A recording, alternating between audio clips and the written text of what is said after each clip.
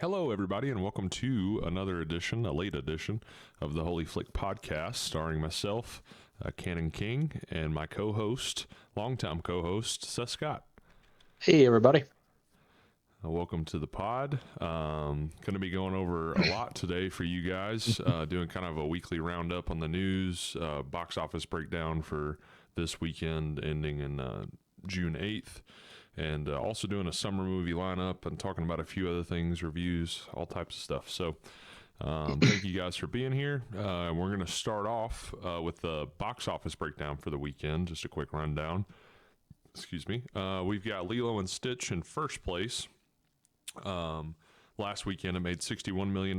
This weekend coming in at $32.5 million. And then we've got Ballerina in second at $25 million. That's about what it was projected for. Not bad for a rated R film. Spinoff film as well, and all that stuff. And I thought some of the marketing on that in the last month could have been amplified a little more, in my opinion. Not much out there. They promoted it a lot. Call of Duty collab though. yeah, that which and seems random. And the Tom Cruise also push as well, which I think we'll talk about later as well. But Mission Impossible: Final Reckoning coming in third at $15 million, made $27 million last weekend at the box office. I think it just hit the $400 million global mark, which I think it's already outperformed Dead Reckoning, or is close to doing so. And that's good. Karate Kid Legends at 4 with $8.7 million is what it's looking at. Made $20 million last weekend, which is pretty good. I was kind of confused a little bit on what that movie exactly was myself. Yeah. Cash grabs, what it kind of felt like. Yeah, and another movie I think that kind of went under-marketed. And finally, at number 5, we had Final Destination Bloodlines. Made $10.9 million last weekend, coming in at $6.5 million for this weekend. It's done really well, 123 cumulative, it says. So that is impressive, honestly. Yeah, for like the sixth or seventh movie in the franchise, or I don't know. I don't keep up with that. I have no idea. You're right. Yeah, but yeah, I know it's done really well. Phoenician Scheme came in just outside the top 5 for the weekend. Wes Anderson's new movie.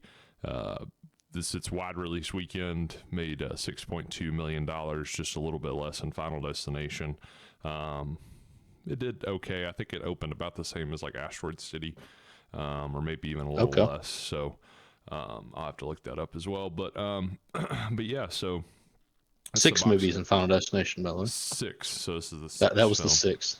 And then I can also see right here live on the Asteroid City opening weekend. I'm just curious for myself. See here. $9 million. So actually it made about $3 million less. Okay. But, I guess last week was a soft opening for them. Yeah. And small. Yeah, limited theaters. And I think it did have a lot of competition up against it. Yeah, for sure. Still right now, Lilo and Stitch, look at them. Yeah, I would say you have both kind of family-friendly, but also adultish movies, both. Like, you're feeling both those things right now. Mission Impossible is Ballerina. And yeah, I could definitely say Mission Impossible is family-friendly. Yeah. I meant more of just it's got a lot of theaters. Yeah. But anyway, so that's a lot of options. Yeah, a lot of stuff to see right now, and as we're about to talk about, a lot of stuff to come out here soon in the summer. So but yeah, did it pretty well. Lilo and Stitch, I think, 3rd weekend in a row that it stayed number 1. And Ballerina coming close to beating it, doing pretty good for a spinoff film and the 5th movie in a franchise. Right. And I guess if you count the Continental series, that it's also another not a terrible little 3-episode series. I enjoyed it. Yeah, I only saw a little bit of it, but I've heard a lot of good stuff about it. So that's one I want to watch. Worth to watch if you got Peacock. There's a few different television spinoffs of films, like The Gentleman, which I think just got renewed for another season. Really? Yeah, Didn't know that that. I really want to get around to watching, but So, yeah, I'd like to do that too. yeah. So now moving on, we'll do a summer reviews of the stuff that's out in theaters right now that we've both seen. I think you and I have seen most of what's in theaters if you I combine us. think we have. Yeah, I believe so. Pretty Phoeni- much. Phoenician Scheme may be the only thing that's missing out of that Yeah, top. I wanted to go check it out today, but I just didn't have the time. I really don't know how long that's going to stay in. That seems like one of those that's not going to be around long. So Yeah, I might miss that one. I hope not. Could maybe 2 happen. weekends and disappear or Yeah, something, or it's about to ramp up out in the theaters. yeah, it's not like It's really about to ramp up. it's not like it's a No, down no season. gas or no brakes, all gas right now. Yeah. We'll start out talking about, you saw Ballerina today. Is that I did correct? see that today. Yep, I saw it last night. fresh on our Really, minds. yeah, really enjoyed it. Saw it in Dolby. Did too. Yeah, So did I. the sound design of the movie, especially with like the punches, the action, every little thing Yes. was Every definitely bullet amplified. firing. Yeah. Yeah, The Dolby cinema or sound is so underrated.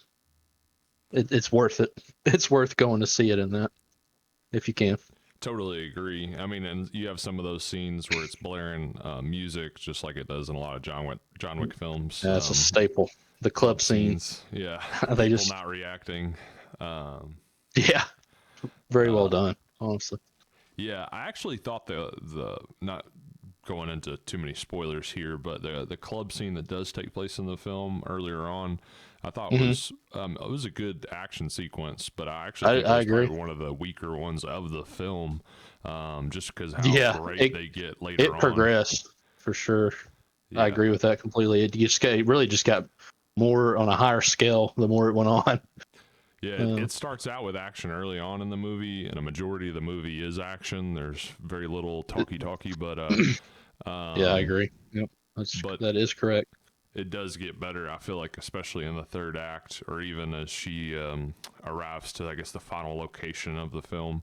Right. Um, yeah, I say that I think some of my favorite action films, such as like the first two Raid films for me, Mm. they do a very good job of using their environment and the changes within the environment and how the fighters can adapt to those changes. Adapt. Right.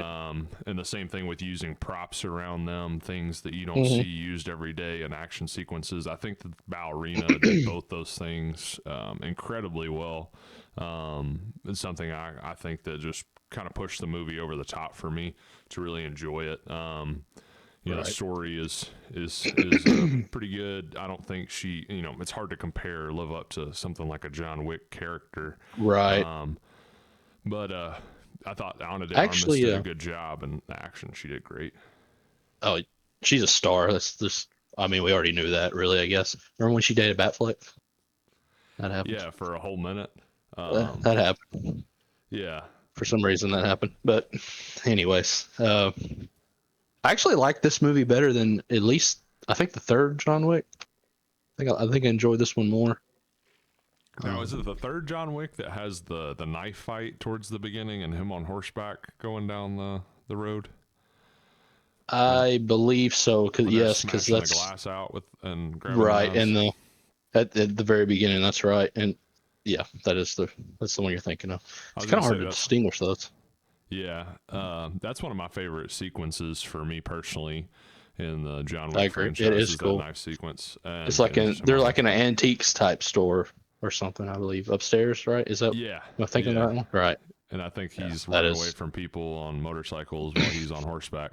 Yeah. He takes Um, a police horse, I think, or maybe just a horse. I don't yeah, know. yeah, I can't remember which, but this film definitely had some of my favorite sequences, I would say, of the series between I'll just say the flamethrower sequence Yeah, and which that's not a spoiler. That was in the trailers. yeah, it was in the But yeah, trailers for that the was first awesome. ones. Yeah, it's probably the Something never been done. best use of that weapon I think I've ever seen captured Yeah, on film. no doubt about it. That I was mean, cool. a funnier one would be something like Once Upon a Time in Hollywood, and it was pretty Oh awesome as well gosh, when it yeah, happened. But very funny. but yeah, the use of it in this like Great literally film. blew you away. And as well as there's a fight sequence that takes place when she first shows up to that final location that I was talking about before. That was might be my favorite sequence in the movie when she first Yes. gets there because of the comedic part, sorta. Oh yeah, for sure. They definitely had some comedy added to that scene. Again, the use of props in that scene, and also how it kind of flips the script. It does it a couple times in the movie where one time I'll say it's she's purchasing weapons. Things don't go really as planned or as you expect as they do in the other John Wick films. Right. And then also in that scene, there's a twist, I guess, on who she's dealing with, I guess, locally. The village where she shows up that you don't really expect either. So it has some good twists. The antagonist himself was fine. I thought the idea of the organization that he represented was done pretty well. But It was they were very interesting for sure. Yeah, I really enjoyed it. Norman Reedus did a good job in his role, as little as he might have been in it. I was kind of. It was just a weird thing for him to be in that, and he really wasn't in it a whole lot. But his character was good and obviously needed. Yeah, and of course, as we know again from the trailers, Keanu's appearance. Correct. Amazing. I'll just say this, and it's no spoiler, that my favorite moment of him in the movie is probably just him walking as a silhouette in this fog as everybody's like, oh, that's crap. John Wick. Yeah. So, hey, that's him. Yeah, he does have his action sequences, don't get me wrong, that are awesome, but that was probably my favorite I love that moment. he shows up in this area that is not a warm climate, and he's still just wearing his normal suit. He's got to be suit. He's got to be cold. I'll just say that. He's got some Russian ties, so maybe he's adjusted or something. That was part acclimated of his training. I hope so. A Wim Hof, if anybody gets that reference. Yeah, I do. I've really enjoyed his appearance in the movie. It wasn't overdone. I thought it was done right. I am curious on when this kind of takes place. I haven't looked that up within the John Wick franchise. I feel like it's between 1 and 2, it seems like. Based on what we saw, no spoilers, but based on what we saw, I think you're right. Has to be. Yeah, because I think 1 is taking place towards the beginning. Well, not the beginning, but towards the beginning of Ballerina. And then later on, it's maybe four is a little before 2 or something. Yeah, because it has to be. I feel like it has to be, or during, or well, no, not during. Or I don't know. I can't remember if John Wick 2 directly follows that. I don't think it does. Like pick up right after John Wick 1. So I would say it takes place before 2 and during and after 1. But yeah, I really enjoyed it more than I thought I would, to be honest. And the action was even better. The action was very surprising. Some of the lines of dialogue were kind of cliche, but I I think that's a John Wick movie, though, when you think about it. Most of his were like that as well. Yeah, that's what my girlfriend, mentioned last night as well. And I said yes, but there's also, I guess, lines that I mentioned, like the people keep asking me if I'm back, and I'm thinking I'm back. Like I've never heard that before in a movie. True, it's kind of cheesy, that's true. Or corny, but it also works, and you believe it, like you feel that. Right, and it's not used in others. I get what you're saying. You're right on that.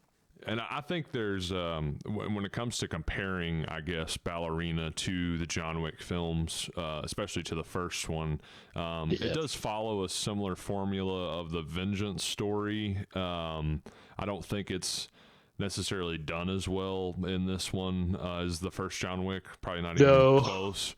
But and also the big difference between the two characters to me is that John Wick is, when we first meet him, is in retirement and coming out of retirement. Right. He's a seasoned vet. Built his legacy. Yeah, people are afraid of him. He's the Baba Yaga. Whereas with her, it's more of an origin tale. Like if we saw John Wick towards the beginning of his career, possibly. Which I would have loved to have seen. Something I said recently that I think would be awesome is making a video game on a John Wick origin type story. I think that would be the best way to tell that. I mean, we're getting a James Bond game and it just announced by the same people that make Hitman, and that's the perfect studio to do a game like that, if you ask me. Yeah, exactly. They just released that trailer for that James Bond game Yep. recently. So yeah, I think that would be a great medium to tell something like that in. I think a John Wick game would be awesome, and then also And doing it it kind of would on do his money. origin. Oh yeah, It would do 100%. money. I imagine some great lighting and just visuals within that game. But yeah, anyways, so comparing the two, I think it's a worthy addition to the franchise, in my opinion. And I actually would like to see it perform a little bit better, or see that word of mouth about the movie, because it's performing well online on IMDb and Rotten Tomatoes and Right. Cinema Score. So hopefully the good Yeah. word of mouth will help it perform better. My show today, I think it was a 3:00 showing. Very, very packed on a Sunday afternoon. So that's good. Good to see. Yeah, I was gonna say our Saturday night showing. All different ages too, which was, I don't know why that was surprising to me. A lot of older. I'm talking 60 plus year old couples, which I guess just didn't think that was their thing. Yeah, when you think Good to about see them there though. the John Wick franchise has kind of been like the original action franchise over the last decade. Right. What was the first one? 2015 or something? I think it was Somewhere around. 2014. I'll be earlier. Yeah. On the first one. I'd have probably to right. look that up, but it definitely has been a decade. Yeah. But yeah, so I Time think flies. it's built its name up, and probably does have a pretty diverse fan base. But Right. and I mean, I think Ana de Armas helps sell tickets. I agree. And Keanu being added into it, them showing him in the trailers, definitely helps. But yeah, I like I said, I think it was even better than I expected it to be. If I had to give a score on it, I'd probably say, around 8 or 80 for me. Yeah, I'd say I'd probably be around there too. Honestly, the flamethrower thing alone gets me there. Yeah, it's very cool. The few The action visuals of that. sequences. There's even a small one too. The use of ice skates and ice itself in a quick moment. There's some really creative camera choices. The use of explosions in this movie. There's a grenade fight. That one was wild. Yeah, grenades do a ton of damage in this movie, and a lot of explosions used. Stuff just besides like guns. Just kind of getting creative. So yeah, I would say if I was coming in, I would have expected to like it a little less, but I have it about a 79 or 80 out of 100, right in that ballpark. I'd say it's probably be right around where I was at. Yeah, and it wasn't one of those movies where I'm sitting there thinking, "Hey, I wonder how much longer I got in this." Yeah, it was just I was sitting and watching and ready for the next action to start.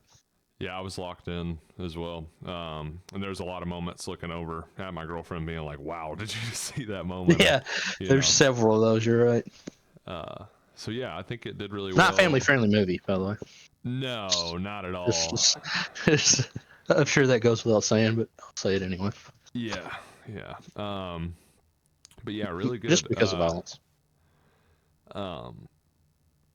I'll say one thing that confused me that I was talking about with her last night was there's a flash forward towards the beginning on a 12 years flash forward. And let's just say it didn't seem like the characters had progressed like 12 years. And 12 years was an odd age to pick. I didn't feel like Ana de Armas really was fitting the age of that time jump.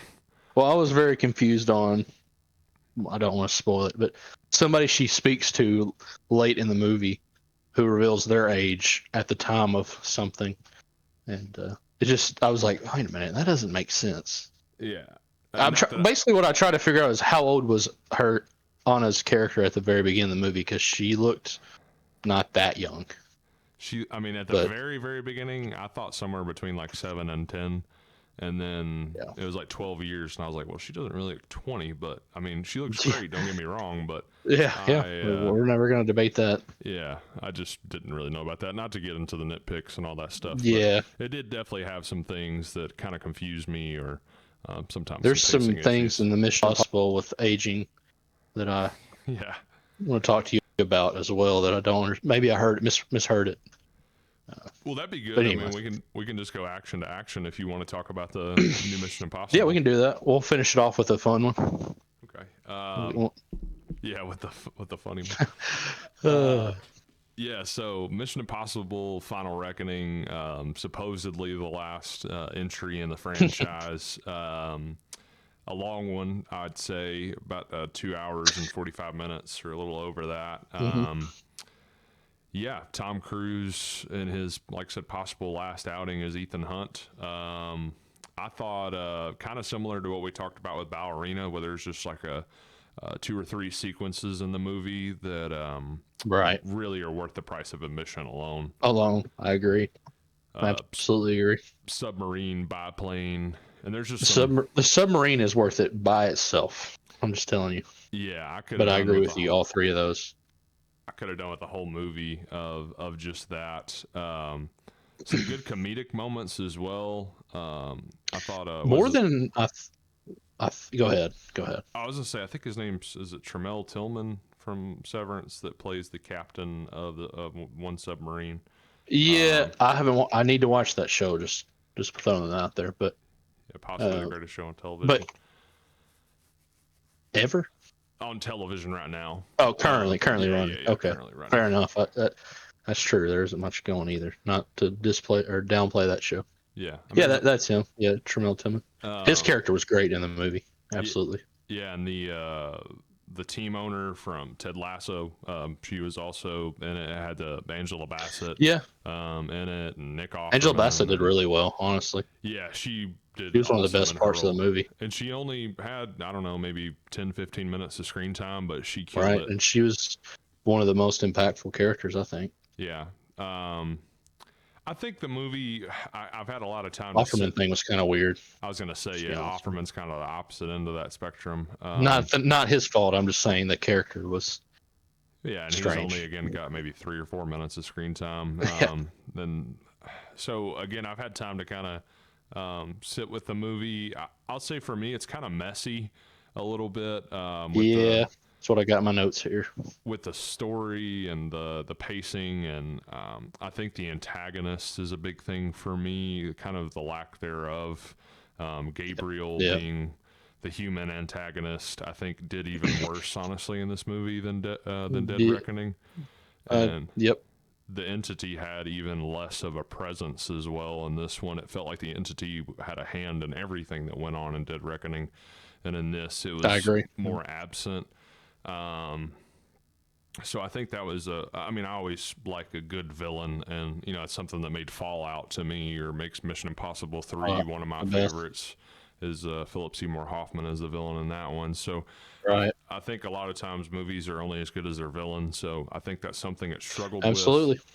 And the runtime was pretty long. There was a lot of flashbacks that went on. The fact that it was long and it still felt jumbled at times was kind of like, ugh.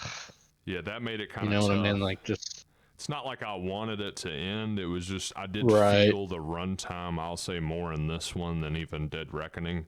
I 100% agree. I think it jumps around a lot more in this one as well. Dead Reckoning had like 5 or 6 sequences that it, did all it could with each of them, juiced them for all they were worth. And in this one, it's, like you said before, a little more jumbled. And again, all those flashbacks and references to things in the past, or dialogue from past movies, or some retconning that happened.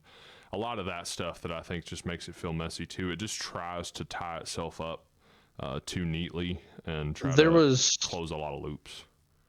The thing I don't know, I guess we probably need to hold off on spoilers. It's only been out a couple of weeks now. But, yeah, I don't want to say anything specific. There was a conversation that he has towards the very end of the movie with the character who reveals. Well, actually, the conversation was probably not. It was probably in the middle of the movie, or maybe even the beginning. It's been such a long movie. Beginning, I know which character. Where he has a conversation with the character about ties to older movies and the age. We need to talk about this off the pod, so because I don't know how to ask it without ruining it. But the age, something didn't add up, or I heard it wrong. I don't know, but we'll talk about that after. But that was something that I was like, did I hear that right? That doesn't make any sense at all. Yeah, But there were introductions. It felt like again they were trying to. I don't even want to say tie up loose ends. They were trying to close storylines that I don't think a lot of people were really looking for. Like, or I, even aware of it sometimes. yeah, and they would again show like a flashback, like just footage from another movie to remind you of things, or a lot of Right. They really leaned into the nostalgia of this in this movie. and the explanations in dialogue about things. It's just yeah, it wasn't, I'll say, like what I was exactly what I was hoping for. Again, those few action sequences were by far worth the price of admission, and seeing it, I saw it in IMAX on that one, and For sure. that was awesome. So I'm not saying it's not worth the watch. It's just, you know, for a while there, Mission Impossible films kept feeling like they leveled up with each film. Yeah, And I agree. I think with the last two, it kind of stumbled. Fallout to me is the kind of the Right. magnum opus of the franchise. But no, it was still good. It's just, and I'll say too, not no spoilers, but it doesn't really finish up like a franchise that I feel like Yeah, is done either. it's done. It Yeah. it just kind of ended like a lot of the other ones do. So I don't know. I felt I like agree. they themselves didn't really know whether it was truly the last. I don't think it'll be the last until he dies. IRL. Yeah, Tom, that is. I and just don't. probably while filming the movie. I mean, that'll be the way it Yeah, goes out. correct. The way, he probably wants to go out that way. Yeah, it's the dream. But yeah, I still, like I said, really enjoyed it. I'd probably have it at about probably I'm about gonna the say same I put I'm gonna Ballerina. say 75 for me. It was a little bit. Once I got to think about it more, uh, for me it was like a 75 Yeah, ish, 7.5. that's about where I'd put it. I put it something like a 73 on the lower end of the sevens, but still not too far from Ballerina. I just didn't really. Ballerina felt swift. The action felt like kind of fresh, Yeah, and I do agree with it that. was very entertaining. Um, and yeah, I would have. I think I had Dead Reckoning at about a 8, and I know Fallout would be a mid to high 9 for me. I Uh, agree, completely agree. The uh, best in the whole series. Yeah, 100%. And again, Mission Impossible 3, I think just it was kind of a coming of age movie for me as well, but just Philip Seymour Hoffman in that movie, that makes it probably my second favorite, to be honest with you. Good old J.J. Abrams. And thank him for that. And there was a retcon from that movie present within this one that was also, Right. it felt, a lot of Yeah, it just it's felt kind of wild. forced. It just felt forced Yeah. on a lot of that stuff. We didn't need that. We just didn't need that. Yeah. I get why they did it, I think but one other thing, talking about how they went from Dead Reckoning to Final Reckoning, they set up plenty of stuff in Dead Reckoning to right. They wrap didn't up in have to this add. one. Yeah, they added so much, Correct. and even Yeah. recent stuff. There's a whole kind of cult aspect in the movie that I thought was just completely unnecessary and only I popped up agree. when they felt like they wanted to, just at stupid moments. Yeah. That I definitely agree with. It was very strange. Yeah. Still again worth the price of admission, and Absolutely. Go see it. yeah, I was gonna Can say see it in theaters, especially because IMAX or Dolby Sound, please. just for that submarine and plane sequence alone, you will not get the same experience at home on your screen or with your sound system Nope. and with Unless you just other got people. something just Unless I you have don't a know what. multi-million-dollar sound system. Yeah. Um, Unless you're Tom Cruise at home, I don't know. yeah, even he's always going to the movies. I mean, That's as we true. see online. Yep. Okay, well, so that's the weekend of action, I guess to say. Yep. And then moving on to comedy, and I would say one of the best All right. comedies in recent memory in years. Yeah. My favorite movie this year, honestly, Really? right now. Yeah. Wow. I told you before we did this pod that I have never in my life laughed in a theater without being able to control it like I did in this movie. I could not stop. There was a scene towards the very beginning, honestly, and not just me, several people, but I couldn't hold my laugh, and I was trying to cover my mouth and stop myself, but I couldn't do it. It's so funny you Just this say. movie was hilarious. It's so funny you say that. We're talking about friendship, by the way. It's so funny you say that because I had a very similar theater experience at moments with myself, but there was a lot of other people that just, I mean, they would laugh for 30 seconds or more after like a Right. single joke. I'm trying to laugh right now thinking of some of the stuff that happened. I Uh, mean, yeah, so it's a Tim Robinson, his new movie, written and directed by Andrew DeYoung, and also has Paul Rudd, Kate Mara, Jack what was Dylan Grazer, yeah, I think is his name. yeah, the son. That's what I was trying to. You're Um, right. Yeah. so the cast was good. It's just like it does have that humor of Tim Robinson that he's been known for.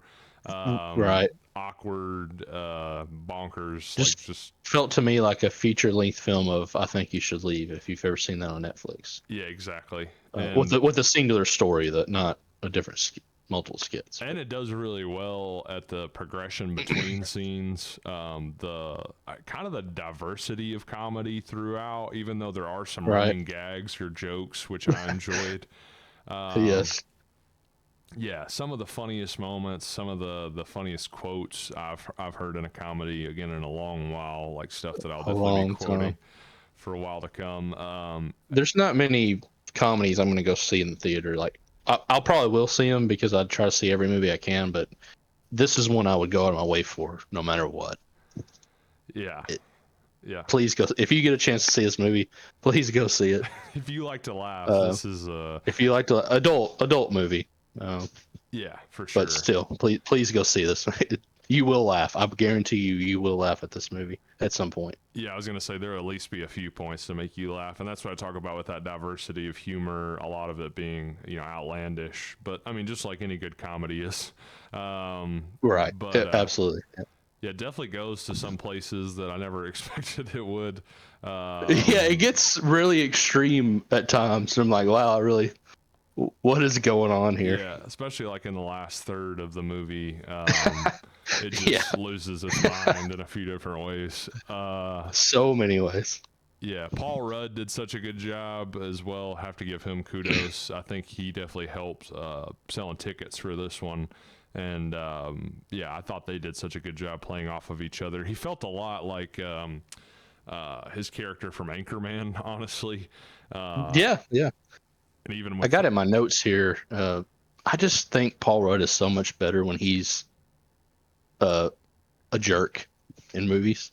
I know yeah, everybody likes him as a lovable guy, which I get that, but well, I think he's so much better at the jerk. He just does it well. possibly still my favorite Paul Rudd performance to this day is Wet Hot American Summer. And Yeah. Oh, absolutely. he's playing a complete, just kind of brainless jerk in that one. Yep. But yeah, I mean, I definitely agree with that. He was more of the straight man in every scene that they were in, but he also again had like a goofiness about him, Right. which comes out more as the movie goes on a little bit.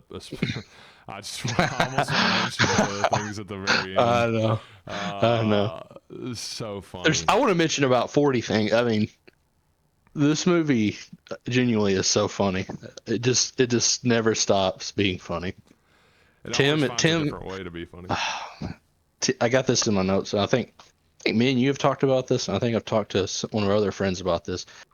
Tim to me feels just like Norm Macdonald. Maybe I'm not saying he's as funny as Norm Macdonald. That's subjective, anyways. But That's big shoes. the way they both deliver jokes and just deliver like a sentence is just funny without trying. Well, there was Like some. it's just good.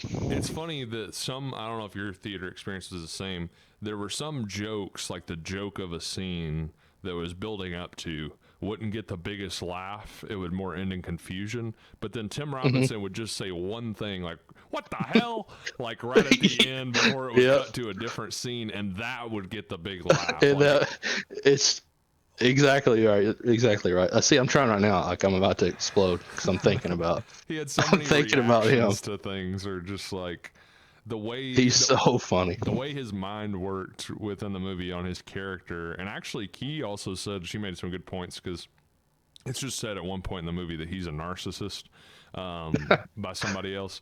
And I mean, he really does, like, his character, when you think about it, he does play a good kind of living in his own bubble or in his own world, all about him, Right. narcissist. I think Paul Rudd is the only thing that he really admires or Thanks about Yeah. it isn't him. Yeah. empathizes. It really is kind of like, I mean, it's not as dramatic, of course, but it really is Sure. kind of like the American version of like a Banshees of Inisherin and made comedy. by Right. Tim Right. I Robinson. see. It's kind of like he saw that movie and was like, I know how to make this really funny. I can make this so funny right now. But yeah, it did. One thing compared to I Think You Should Leave, that, you know, throughout those episodes, it's very anthology based, even within the episodes, of course. Correct. Yeah. There's no connection between. It's just sketch comedy, just like a Key and Peele. I was kind of Sure. interested because, I mean, Tim Robinson didn't write this either, but being his type of humor, I was interested to see how well it all like flowed together, and it actually did a really good job. Again, the pacing of this film is one of the things I was most impressed with, whether it came to the jokes or just the way the story progressed and the characters progressed. It did a really good job. Like, it was just a good film overall and just hilarious. It was so good. I'm not lying when I say this. I would probably pay more, double or even triple a theater ticket to watch if he made another movie just like that. I would pay that. It was so funny. And I think He's so funny. And I was going to say, him going from the TV streaming comedy guy, I think this is a really good kind of breakout for him in film roles for the future. Absolutely. And again, I really can't think of the last movie that I laughed as hard. Paul, there's never been one for me.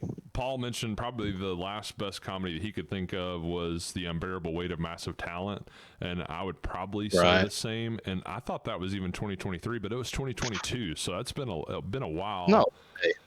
Yeah. That can't be right. Oh my goodness gracious, man. I'll look that up just to be exactly sure, but I'm pretty sure that's the way it went down. Man. It feels like it was last year.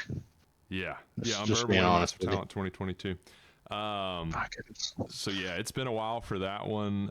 Game Night was one of the ones that's been like 5 or 6 years ago or more, but actually, yeah, more like 7 or 8. But that was one I remember laughing out loud in the theater. But just in the last decade, there hasn't been many comedies that there's some like light comedies, like dramedies, or, you know, they like to sprinkle comedy and stuff.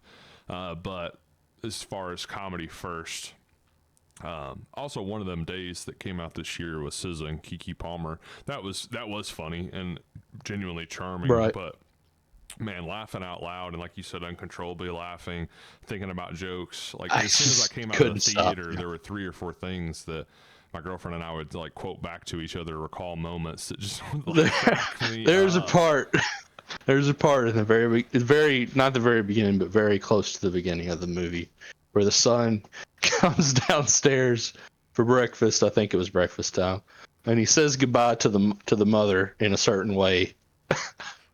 Yes. And Tim just makes a comment on it, like, "Oh, so we're doing that now?" Yeah, his facial expression. I died. His facial expression, and again, at multiple points in the movie, just his facial expression alone would have you cracking up. Sometimes he would just hold a face for so long; it was just so funny. Yep. Right. Absolutely. Yeah, definitely that moment, or even just the exact opening of the movie. Within like a minute, there's something that is said that already had the theater busting out laughing. Absolutely. Yeah, great movie. Definitely recommend. Even if you can't, please go see this. I was gonna say, always of course catch movies in theaters, but if you don't get around to doing it, definitely make this like top rental of the year for comedy. Buy this movie. Yeah. Purchase this movie. You will not regret this purchase. I promise you. You watch this once every 6 months or a year just to get a good laugh. Yeah, it'd definitely be one you great go back value. To. And just I don't know where it would stream at, but Let's see. I I don't had know the who made that. distributor earlier up here. It is A24. It's probably like an Okay. Amazon Oh, or that's something. right. Yeah, you're right. Yeah, or Max. Oh, They get a true. lot of Yeah, they or do get a whatever. Oh, lot of sorry, A24 stuff. HBO Max because they're back to that now. Yeah. So I Uh, forget that.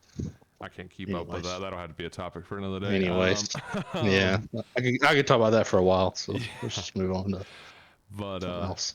yeah. So those are, I'd say, some of the bigger movies out right now that we would definitely recommend for Friendship to go ahead and give it a score. Man, I'm gonna say, It's so hard for me to do I this know for for comedies comedy. too, it's always hard, but I would I'm say gonna somewhere base, like an 88, yeah, something in that ballpark for I'd me. say that 88 to 90, and take into consideration this is a comedy, so it's so much different of a type of score, and it's a short movie too, which is Yeah, a good only thing. about an Most hour comedies 40. have to be. You can't really have a long comedy. I don't think those work. Not that there are very many, but Yeah. um, But man, I love this movie. Please go see it, buy it, whatever you got to do. yeah, however you can support it and get around to seeing Consume it. this movie. Um, really good. When And I say everything, I don't mean pirate, but there's just so many quotes that I want to start going through and like rattling off, but maybe we'll do like a right. rewatch one day or with some people and deep dive on it. That would Um, be amazing. uh, but yeah, some movies that we definitely recommend. Like you said, comedies are hard to score. They're kind of on their own sort of scale, but It's, I think this one definitely is sitting around a 9, maybe like right below it for me. But I definitely recommend to see any of those: Ballerina, Mission Impossible, Final Reckoning, yes, all three of those. Friendship. I did see Final Destination. It was an entertaining Oh, okay. watch. Saw that only I because my think girlfriend. I've maybe seen one of those from start to finish in my life. My this is off topic. My grandfather actually went and saw that movie. Randomly told me about it, and I said, "What are you talking about?" He said, "Yeah." He's like, "I've seen them all." I was like, Wow, okay, didn't know that. it Did not definitely know that. it definitely has its own kind of cult following. All right, he liked it. Yeah, I think I saw part of the one with the log truck, back on television when I was like in high school or something. I don't Right. really remember much of it, but Sounds like an FX special yeah, used to, it was good. or sci-fi maybe. Yeah, Sci-fi's not something even like around that, anymore, or is it? TBS. I don't know. I think Sci-Fi's still around. I'm not sure. I know they were I hope supposed it to is. be. I think they had the rights to a Game of Thrones project at one time, which Oh as my weird as that goodness, sounds. that is wild. Anyways, Yeah, but I was trying to think. I've Sinners is. seen. Oh, Yeah, go ahead. No, go ahead. We'll talk about Sinners for a minute if you want. well, we don't have to talk Still about in it for theaters. too long. That's going to be something I definitely spotlight because I'd like to go ad nauseum on Sinners. That's my favorite film of the year so far. There's a lot of things I'd love to break down It's in the that, but best film I've seen for sure. My yeah, favorite's still Friendship, but the best film, yeah, it got to be Sinners. I don't think There's there's a no, close second. and I'm not trying to downplay Sinners, but there really isn't there's nothing to compare it to. But even if there was, it would still be in a hot contention because it was that good of a movie. Yeah, the last few years have produced some movies. Like I felt like every other year I might get like a 10 out of 10. There were some years like that I feel like performed better than others with that. But We'll never get another Barbenheimer summer. yeah, I was gonna say Oppenheimer is a 10, Dune 2 for me 10, and Yep. this is definitely like at least the 110 for this year for me with Sinners. That's I can agree with that. still playing in some theaters. So if you did get the chance, please go watch it in Yep. theaters. The sound design on that is, It's showing oh my gosh, next I was looking at showings for next Sunday, which is the 14th, and they're still in theaters in the Nashville area, yeah, it's which a is wild to think. that's a must watch in theaters. If it comes back, I'm hoping they'll do a replay for it. Halloween At the end of the season, year. yeah. Yeah.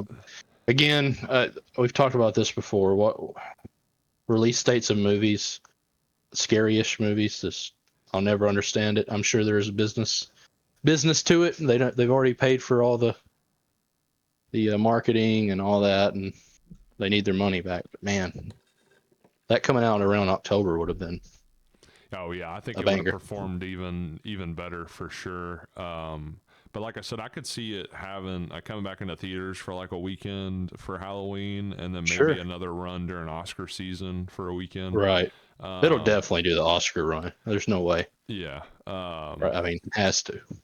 again, it excels on so many different levels. The sound design alone and the look of the film makes me just want to tell everybody, go watch it on the biggest screen you can and the best sound you can, because it's well worth it. I again, if you don't get a chance to watch it, then watch it at home for sure as soon as you can, just because I can't recommend that movie enough, and I think it just pleases all types of audiences and different people, and just like a lot of great films, it's multifaceted and just so good in so many ways. But yeah, that's also in theaters. Thunderbolts, I think, is still it's still in theaters. Hasn't come to streaming or anything yet. So yeah, there's a good bit out right now. Life of Chuck Thunderbolts is not a bad watch. Yeah, I enjoyed it. Again, more than I thought I would. I agree. Interested to see what all they do with that, but I thought it would be a little messier, just because so many different trailers for Thunderbolts depicted it a little bit differently. Right. But I was impressed with how many trailers they did have, how much like wasn't really shown, at least that I saw. Comedy worked well in that movie. I liked the Red Guardian. I was gonna say Red Guardian is my favorite. That was the last thing I was gonna say. He's my favorite out of all the Thunderbolts for sure. I like the story, the way the main story of that movie or message was, I mean, pretty refreshing when you think about it, for what it tried to tackle in this. I guess I still keep spoilers. I know it's been out a while, but still. Yeah, the main story of that movie was pretty nice to see on the big screen in a superhero movie. Yeah, you wouldn't think you'd see what it is. It definitely fit the times with what it was going for, the themes of it, and I know they're getting a lot of hate for that. I think that's pretty silly, honestly. But yeah, I don't get why on that. I mean, it's definitely, I enjoyed it a lot more than I did Brave New World, which is, I think, the second biggest movie of the year, box office. I think I enjoyed Brave New World more. Really? Brave New World was another one. I enjoyed it more than I thought I would, but I'm just a Harrison Ford biased guy. Yeah, probably. I do love Harrison Ford 100%. But yeah, I'd say I prefer Thunderbolts. Interested to see where they go with that franchise and everything, and just where Marvel goes in general. Maybe we'll get more of an idea with Fantastic Four. We'll find out in a month, won't we? I really don't believe, though, with Fantastic Four that we're going to really get the best idea of where they're going. It's not going to be like introducing so much like X-Men, or it sounds like they're not even going to have Doom, at all in this. So I think it's going to be a little more isolated. We'll probably get a post-credit scene, and it'll be show like a glimpse of Doom from like the side, or so. I mean, that's it. I feel like at the most that's what we'll get. Yeah, I think they'll be. But I think you're right. We're not going to get anything. They'll be building up to Secret Wars and Doomsday probably, but just what is after Fantastic Four Marvel-wise movie? That's a great question. Do you know? I don't care about TV. Their TV might as well be just blown up, if you ask me. Let's see here. Upcoming Marvel films. It's going to be something we both know and just completely forgot about. Okay, so Avengers Doomsday is the next one. What in the world? And that's May 1st of next year. I guess that makes sense. They did release the cast already, so they're probably getting all that going. Dang, that's weird to have that so soon, Yeah, and because I mean, I don't know. The rumor is everybody's getting killed, basically. That's a 10, 11 month gap. Well, from what I've heard on rumors, it's going to be the reverse of how things happened in Infinity War and Endgame, where in Doomsday they'll actually win, but in Secret Wars they will lose, and that they're killing off a lot of characters and not bringing them back. But that's... In Secret Wars they're going to die? Yeah, Secret Wars. So instead of them losing an Infinity War and winning an Endgame, if it was the opposite way around, if they won... I feel like we know for a fact, like... The rumor has been going around is that the old X-Men cast is going to die in Doomsday, just because, like, we're obviously not going to do anything with them. They're old. Yeah. Blah, blah, blah. But, yeah, that makes sense. What you just said makes sense. And then after that, it's supposed to be Spider-Man 4, July 24th of next year. Which Okay. I don't think I that's forgot gone about into that. production yet. And then Secret Wars, May 7th of 2027. It still has a Blade on the list. Stop it. It does, Stop that. though. Armor Wars, Shang-Chi 2, Beyond the Spider-Verse. Those are all Oh god. looking like they're 2-3 years away. Um, but yeah, so we'll see how Fantastic Okay. Four does. That's a topic that I'm going to have I here in a think little it'll bit on do the what headlines. But yeah, we'll talk about that more. too much star power. So moving on to the next topics of the summer movie lineup. Seth Okay. and I will be picking our top 5 most anticipated movies of the summer. I'm just going to do a quick rundown of, I think it's 22 films coming out between time of this recording all the way to the end of August. We've got the How to Train Your Dragon live action film coming out this weekend, along with Materialists, starring Chris Evans, Pedro Pascal, Dakota Johnson. And then the Unholy Trinity. Don't know how well that's going to do, but also coming out. Samuel Jackson and Pierce Brosnan. 28 years later, that's done really well for pre-sale tickets. The third film in that franchise, I think. It is the third. Danny Boyle, It is. Yep. correct? So yeah, Elio. Alex Garland. Oh yeah, Alex Garland is the one that's Yep. directing this. Who's done Civil War, and he just recently did Warfare, which was a Great film. movie, great movie of the year. Great film. Definitely needs to be talked about more. But Very heavy. Elio, I think is how you pronounce it. That movie delayed like a year plus. I don't sure it know. I was. feel like it was supposed to come out before now. But yeah, that's Pixar's new film coming out the same weekend as 28 Years Later. I think it's 2 weekends from now. Yeah, original of 2024 March. Gotcha. Thought that was right. I remember seeing ads for it for some reason. So it has been delayed. And then Bride Hard, female comedy, kind of like a bridesmaid sort of film. Golly. You got F1. Oh yeah. Coming out, which is probably one of the most anticipated movies of the summer, I'd say, for a lot of people. That may be my first 4DX experience that I ever have. We'll be going to F1. So, which I'm kind of excited about, to be honest, for a movie like that. I've heard it's just Top Gun-esque from early reviews. So, nice. Also got Megan 2, which was, I think, one of the best performing January box office films of all time, now coming out in the summer. So we'll see how that does. Jurassic World Rebirth. Yeah, that looks like it's going to be. That's going to do some money. It always does.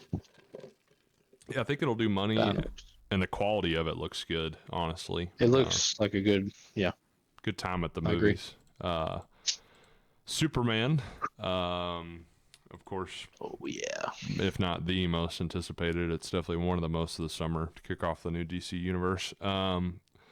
Eddington, Ari Aster's new movie, also with Pedro Pascal and Joaquin Phoenix. Now that I think about it, there's a lot of stuff just this summer for Pedro Pascal. Yeah, just 3 for sure that I can think of right now.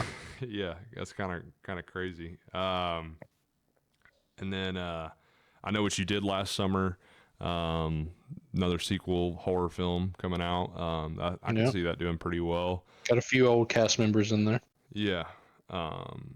Smurfs film probably will do well, honestly, just because it has the kids Smurfs summer film. Yeah, Smurfs. That's all you need to know. Kids out of school. Yeah, gotta find something for them to do.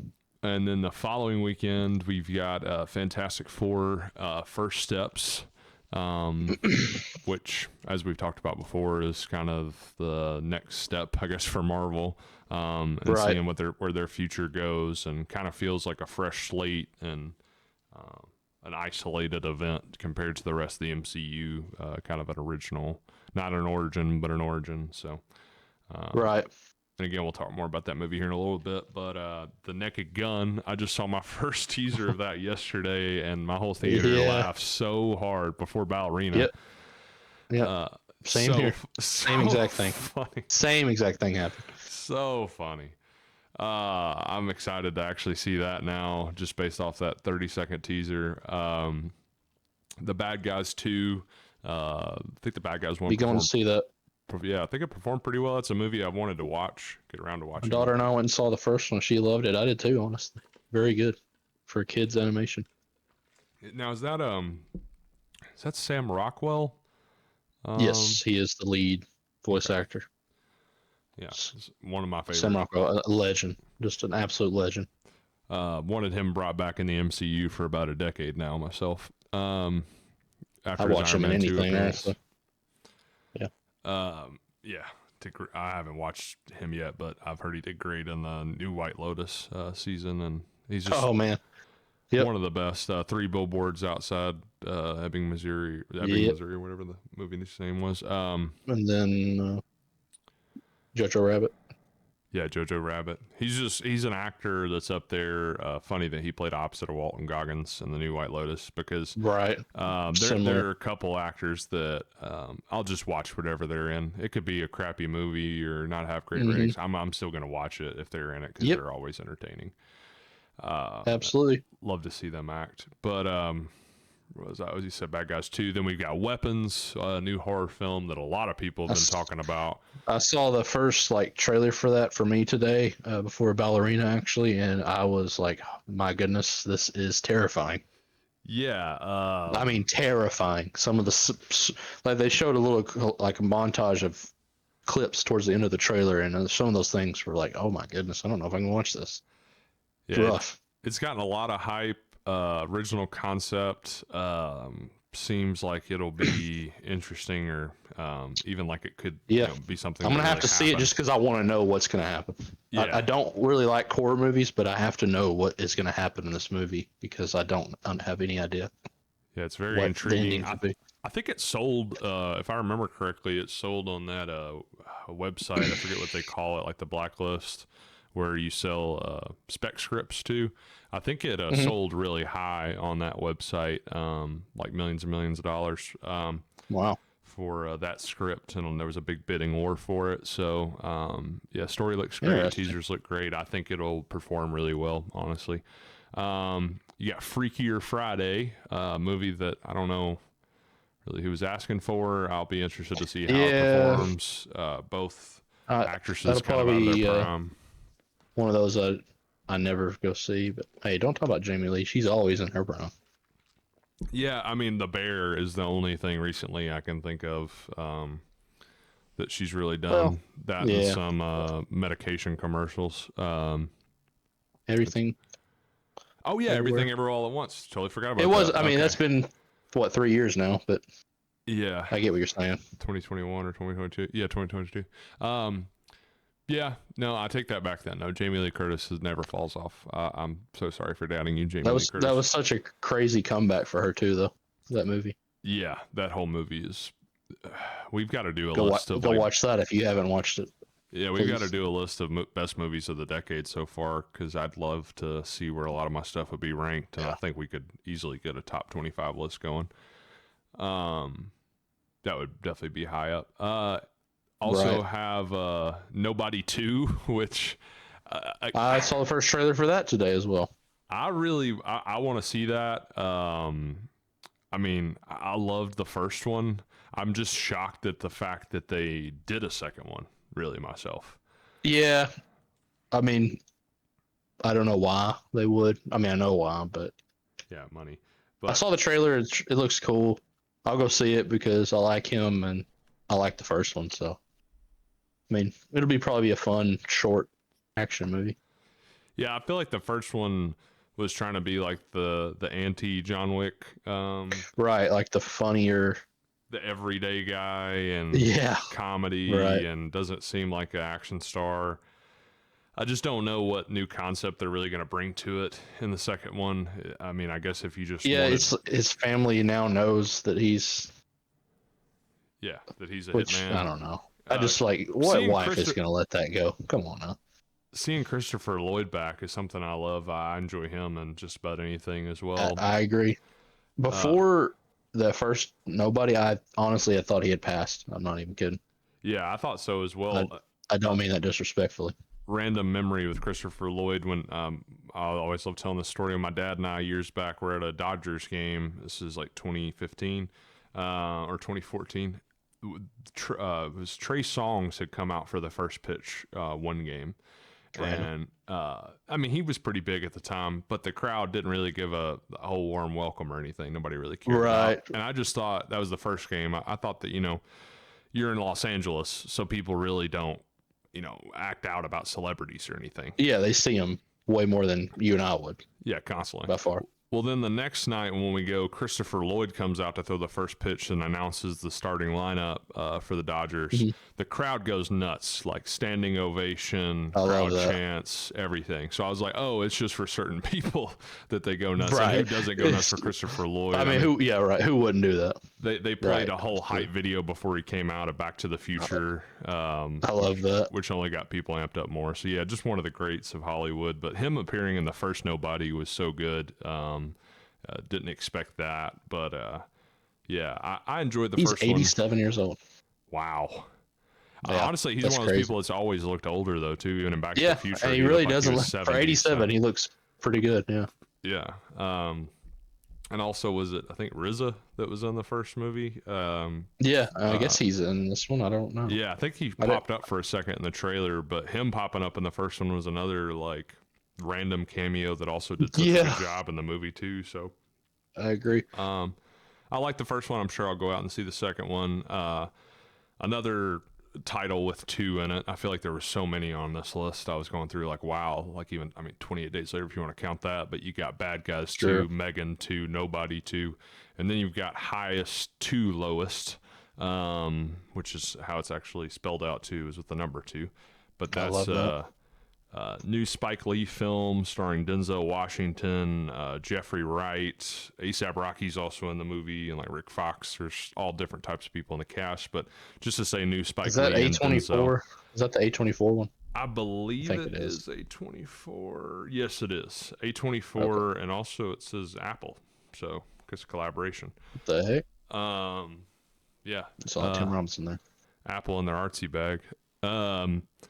But yeah, just to say it's a new Spike Lee Denzel film. It's the synopsis says, when a Titan music mogul is targeted with a ransom plot, he is jammed up in a life or death moral dilemma. But all you need to know is Spike Lee and Denzel Washington, and yeah, I think it'll do well. I hear Denzel. No matter what, I hear Denzel, I'm going. Yeah, Denzel on his own, but those two are... Doesn't matter, yeah. It's one of the great Hollywood duos as far as directors and actors go. I'm not going to say they're number one, but they're definitely in the conversation for top in history. So you got that coming out.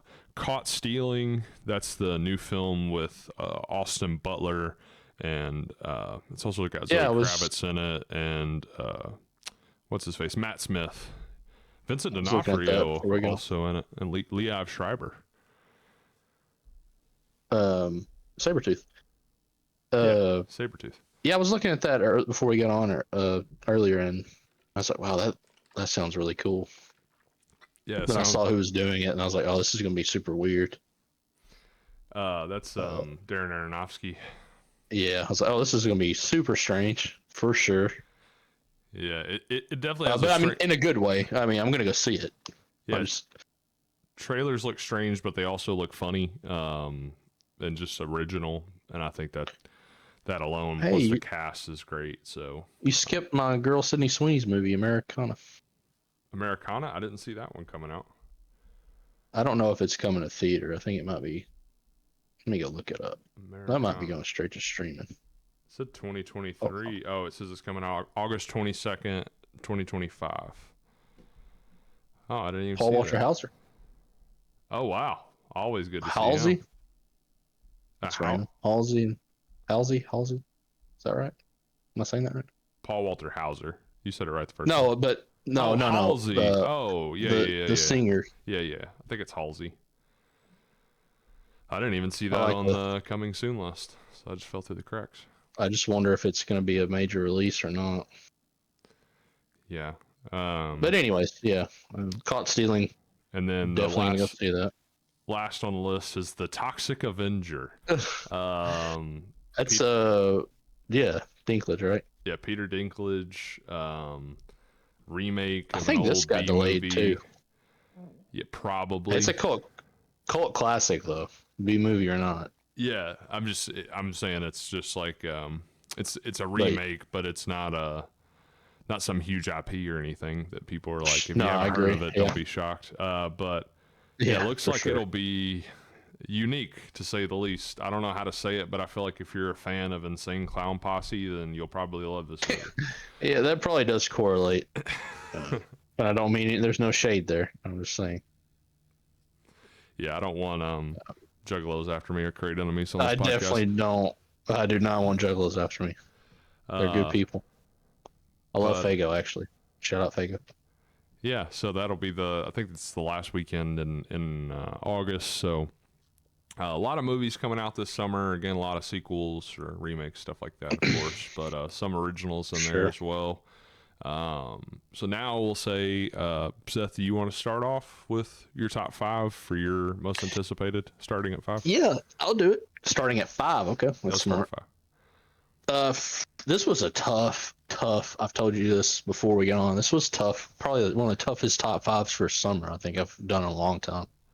Yeah, one of the best summer lineups, I think, probably post-COVID, probably is. Yeah, for sure. A lot of big IPs, which crazy. Yeah. Back to the old days. Number 5, I got 28 weeks later. Or sorry, 28 years later. Okay. I just watched 28 weeks, so that's why I got that in my head. I just watched the first 2 within the last like month. Didn't really like this 28 weeks that much, but 28 days is awesome. I haven't Plus actually just watched the cast of this cast. I'm like Aaron Taylor Johnson, like him. Hopefully the next James Bond. So yeah, I had that one at 5. Number 4 is probably going to shock you. Unholy Trinity. Got that at 4. No way. No Yep. way. Wow. Yeah, I guess got that at 4. being a Western and having 2 great actors is all you really 2 needed. great actors and a Western, and it pretty much pops it in there for me. It's going to be. I was really debating between 4 and like I could have swapped either 4 and 5 for sure. Could have just interchanged. So yeah, there's that. There's not much to say about that. Just Western, Samuel L. and Pierce Brosnan.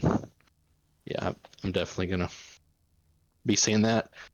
I don't think that's another one of those movies. I feel like if I don't catch it that first week, though, I might not catch it. Yeah, it may only be around Might not for be maybe around. 2 weekends or something. Yeah, so there's that. Number 3, F1. Very excited for that movie. I don't really like any kind of racing anything, but Brad Pitt plus this movie just looks awesome. Well, It looks awesome. I'll say in the last even 10 years or so, there's at least 2 racing films that were really great to me. Ford v Ferrari, of course. That was very good. Yep. And then also Rush with Chris Hemsworth and forgetting the guy's name that plays, oh my gosh, plays Baron Zemo in Marvel. He's also in Inglourious Bastards. Yeah, I don't know He's his name German, either. I believe. But anyways, that Rush I feel like is kind of the vibes it gives me. But yeah, I think it could be the defining race movie for sure. Yeah, it just looks good, man. It like you were talking about your first 4DX experience. Like this movie's going to be awesome in IMAX or in Dolby Sound, I think. Oh Especially yeah, Dolby biggest screen, Sound. biggest sound, group of people going out with. I think that'll be such a fun time at the theaters. Yep, that's a looks good great. Friday night. Get you some dinner and then head over to the movie and watch this movie. I think. I think a lot of popcorn will be eaten during that movie too, just on the Sure. nerves. Yeah, for sure. So I got that at 3. Number 2, I got. That's another. We're about to kick off a couple big IPs here. I got Jurassic Park. Okay, I know you're a big fan of Rebirth. the franchise. I love them. I love the dinosaurs. Not so much of a fan of the last couple. Didn't hate them, but the last one, I'm just glad they're apparently rebooting. This is a whole, I guess, soft reboot. I guess I don't know what they're gonna do with the last few movies, but I like that they've kind of went to like a horror type vibe, which is what I think it should be. I mean, we should 1000% be scared of dinosaurs. I mean, let's be real. I mean, And we they're are going on creating this. dire wolves now, so no telling what's next. Yeah, no kidding. So they're going to that third island. It's got horror vibe. All these are like monster type dinosaurs that they created in labs. So I'm not really high on. Oh goodness, what's her name? Why can't I think of her name? Scarlett Johansson. Yes, I'm not really a big fan of hers, but that's okay. It's not going to keep me from going to the movies and seeing this. This is going to be fun. I think it's going to be another like F1. Go get your popcorn, sit down, and enjoy your movie. I guess it'll be. I don't know about family friendly. I I guess think a lot sorta. of the Jurassic World movies just kind of toe that line, but I think it just depends on the type of parent you are. I mean, Right, and the age of your child. What do you want to? expose them to certain Yeah. ages. And then you probably know what my number one's going to be, Superman. but I'm just going to. It's going to be Superman. Yeah. Without a doubt. I've just decided to trust James Gunn until I can't trust him anymore. So we're just going to go in and expect a good movie. I like that, and I think that's what we'll get. I like the casting of the Superman. Corn Sweat. How do you say it? How do you say it? Do you know? David Corn. Yeah, it's Corn Sweat. It's like Corn Sweat, but I think it has like Corn Sweat.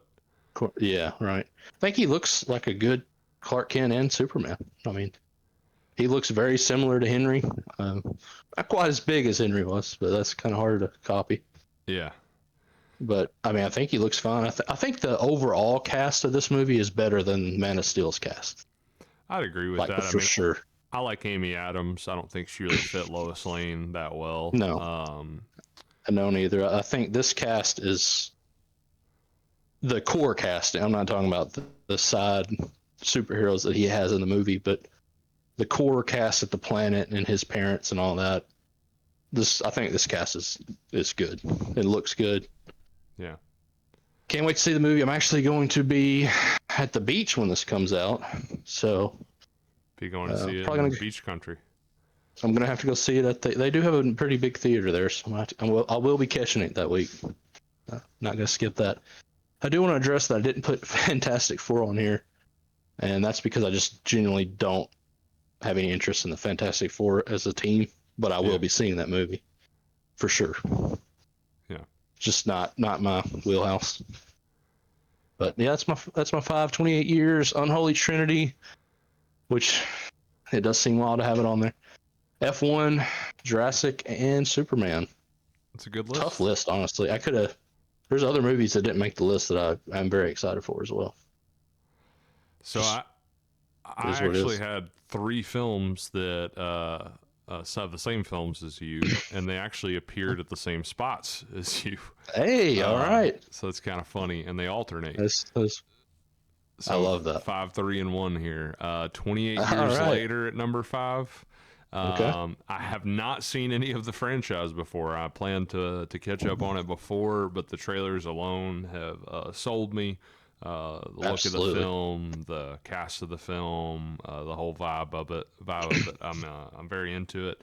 So yeah, that at number 5. It was tough on the stuff to leave off the list. I'll say that too, and like you said, kind of interchangeable towards the bottom of the list. But Weapons at number 4 for me. Just again, the original concept. I think it'll be kind of a widespread panic sort of thing whenever it comes out. A lot of fun with the audience, and yeah, like you said, just very intrigued by the concept and story of it, and just want to see what happens. So I'm very excited about that.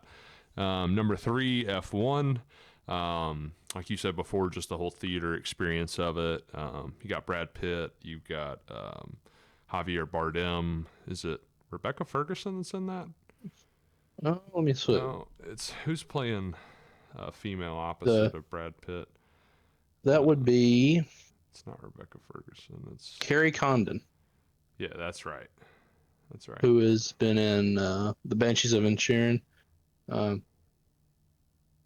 That's pretty much all I've seen her in. but I think there was something else I saw her in, but I can't she was in remember. Night Swim. If you saw that scary movie, Uh, she oh, voiced. Three Billboards. She's on that too. She was in Better Call Saul.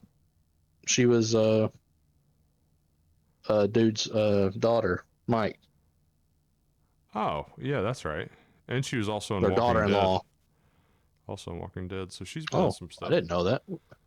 Who was she in Walking Dead? It said she She might have came in was after I stopped watching, but Clara, I Clara. see it. Yeah, I don't remember her. early on. It looks She's like. in season 4, so I guess I should have. But anyways, Yeah. So yeah, excited about F1. Just a like I said, theatrical experience, and looks like it'll be high octane and very fast paced. So yes, intense. yeah, and just excited to just even hear that movie. At number 2 for me, I do have Fantastic Four: First Steps. Understandable. Um, I've never been the biggest Fantastic Four fan. I watched the first one in the 2000s when I was really young, and I enjoyed Sure. it when I was young. And the second one is too. I remember seeing that at the drive-in. But yeah, fond memories of those. They're not really great. I thought the casting in those did a pretty good job. Just didn't Sure. really like how they did Doom or Yeah. any of that. So in the second film, I even at the time I could tell like this isn't really that great. Um, the Miles Teller, Josh Trank, Fantastic Four outing. Interesting concepts here and there, but overall very messy, kind of just downer of a movie. The whole third act is one of the Sure. worst third acts I've ever seen before. And again, the way they handled Doom was just horrific. So yeah, I've never been just the biggest Fantastic Four fan, but they're kind of they're one of the most storied arcs I think within Marvel's history. Definitely were kind of the A Definitely. list For before sure. the MCU. I think they were bigger then.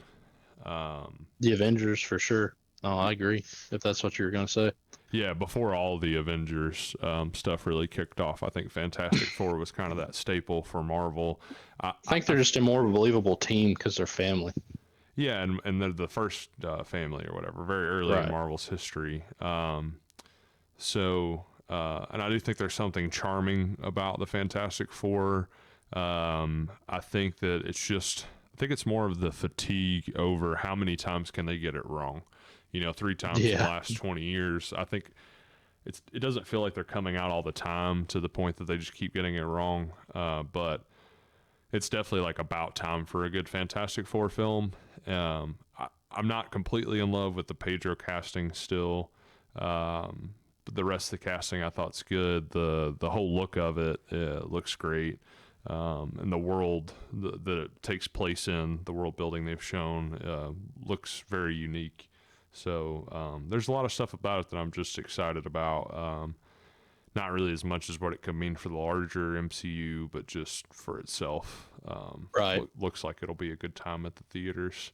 Um, and then, yep, same as you for number 1, Superman. My favorite superhero ever. Kind of similar to what I was just talking about with Fantastic Four, where I'm more excited just to see it rather than it like have implications for more stuff to come in the future. I know it's really kicking off the new DC universe. Sure. What was the? This made me think of it. The animated series that came out on Max for the DC. It was like back in December. That was truly Creature the kickoff Commandos. of it. Creature Commandos. I really enjoyed that. Great By the show. way, yeah, loved it. Great show. Introducing a lot of great characters. Very adult. And canon. Yeah, very, very adult. Yeah, Do not uh, watch that with your kids or let your kids watch that. yeah. But this is like the true kickoff, even though that's already come out and they say it is canon. Which I guess I'm the one to say what's canon and what's not. I always have to make that Correct. joke. But yeah, I'm really just excited to see. It looks like it's very ambitious with all the characters that it's including. I know a lot of people have been afraid that it won't be focusing on Superman a whole lot, but I think I don't. like you said, I I don't trust think in that's going James to be Gunn. true. Yeah, I don't think that'll be true either. Like you said, I trust in James Gunn. I Then understand it'll why be they think that. yeah, I think there's a fear. I would compare it to something like, and this is a good movie, but Captain America: Civil War, for instance, Sure, where yeah, that's a it's a Captain great America movie. movie in name. Captain America does In play a name major only. role in it, but it's a lot more to also do with Iron Man. It's kind of his story a little bit more than Captain America's in the movie. And they include a lot of different characters, introducing Tom Holland Spider-Man. So it's a great movie. It's just like, Right, and if you want to say it's your favorite Captain America movie, that's fine. But to me, like but it's not a Winter Captain America. Soldier is more of Captain America and a great movie. So, but anyways, I think that's more I of the agree. fear that people are getting is that it won't be a Superman Sure. first movie. But like I said, I don't see it happening that way. I'm excited to see how they treat Superman within this movie. It looks like it's going for more of the sci-fi Superman side of things. It looks like a world to me where Brainiac can exist, and I don't think we've gotten a Superman universe yet, like that's been built on the big screen, to include kind Right. of the weirder side of things for Superman, but also, I mean, I think a primary side for Superman and his rogues gallery. So Lex I Luthor love looks like his it'll be suit great. in this movie too. Yeah, suit looks great. It It's took me a very like minute, but I love it now. and even the look of his robots and different things, I get like a lot of Art Deco sort of vibes from Hmm. it. So, like a 1920s art style. But yeah, I Just to really, go back to Fantastic Four for a brief second, I love yeah, the aesthetics in that movie. that's what I was The saying. Like '60s vibe of their costumes, it the just TV all show looks. they're on, the cars, Mhm. the robot, I mean, that I looks like the love all of that Jetsons. Yeah, I definitely get Jetsons vibes from it. for So sure. with both those movies, I feel like they're going to have such great world building and just a place to escape to. You know, I think that's Hmm. the cool things in movies like that is, we're not on this For, earth. We don't have to pretend forget that where we you're at. are. I think Yep. Nolan's films kind of with the Dark Knight trilogy made it feel more like we were on this earth, but you don't always have to do that. And some of the best stuff Sure. like a No, I Guardians of definitely the agree. Galaxy has nothing to do with Earth, Nope. And it so was amazing. yeah. So I think both of them, especially coming out within 2 weeks of each other, excited to see both of them on screen. And those would definitely be my top two. Those are firm on the list. The rest can kind of interchange, or there may have been stuff left off the list that may come back up. Something like an Eddington that I'm really excited about. Yeah. Highest to lowest is another one. Caught stealing. Uh, some of those I still really want to see. But yeah, so funny how similar and also different Yeah. our lists were. Similar and different. Yeah. I do like that. That's good. So yeah, so that's the summer movie lineup. Any of you guys that excited for some summer movies coming out, please let us know what your most anticipated are. I'd love to hear from everybody. I Yeah. think I always love hearing people's point of views on movies, honestly. yeah, it gives me an idea of their tastes and what they're into based on what they're looking forward to. Um, but yeah, so gonna do a quick rundown of what's been in the headlines here recently in the last week. And then we'll wrap up the show. I know we've been going on for a while, but it's been a really good time. It's been Um, fun. Yeah. Absolutely. so, in the headlines, starting out, continuing on a Fantastic Four topic, Fantastic Four First Steps sets record for 2025 pre-sale tickets. They sold 150,000 tickets in the first 24 hours, outpacing films like Minecraft, Mission Impossible, Thunderbolts, Brave New World that came out this year. Um, it actually tracks about Quantum Mania, actually. Did similar in pre-sales, and also it was Really. yeah, it ended up making $120 million opening weekend. Quantum Mania did, which is really good, and Fantastic Four is looking for $125 million, so $5 million more than Quantum Mania made, which, like you said, kind of crazy to think about. So, Yeah. It Quantum is. Mania went on not to perform, didn't really have a whole lot of legs on it, didn't perform the best. So I think that the story here is it truly comes down to word of mouth on a movie once it comes out and the quality of it. Yep. Um, but I was going to ask, where do you see Fantastic Four landing? Do you think it'll be about 125 million or higher or lower than that? I think it's going to be higher. I just find it hard to believe that with this, like the star power of Pedro, like he has like undoubtedly biggest major star power. Probably the biggest movie star in the world at the moment. I could say that. Yeah, it's hard to argue anyone else over him. I mean, it's just who could it be? So I just feel like there's no way it's not going to get past 120, 125. The Quantumanium thing's still melting my brain right now to think that, but I just yeah, it's just got a lot of hype. I mean, I think people are wanting a good Marvel movie, and they think this is going to be it, in which I think they're probably right. Probably is going to be very good. Looks good.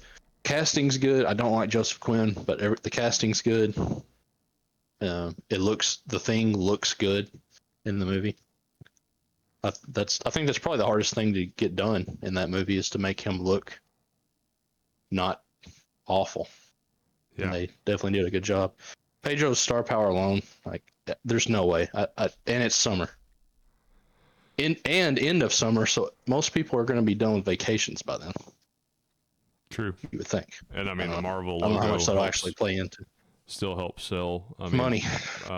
Yep. Biggest franchise or IP of the last decade for sure. Probably of the century so far. I just looked up. So yeah, I think they'll get there. I was wrong. Sorry. So domestic opening weekend for Quantumania, 106 million. International opening weekend, 121 for a total of 225. But cannot believe it did that good, anyways. Yeah, it made just over 100 million. I would agree. I would say I think it will be higher than expectations at 125. If I had to make a guess, I'd like to do set numbers just so we can come back and look at this. But yeah, that'd be nice. I'm gonna say like 142 will be my number. 142. I think that's a good. Yeah.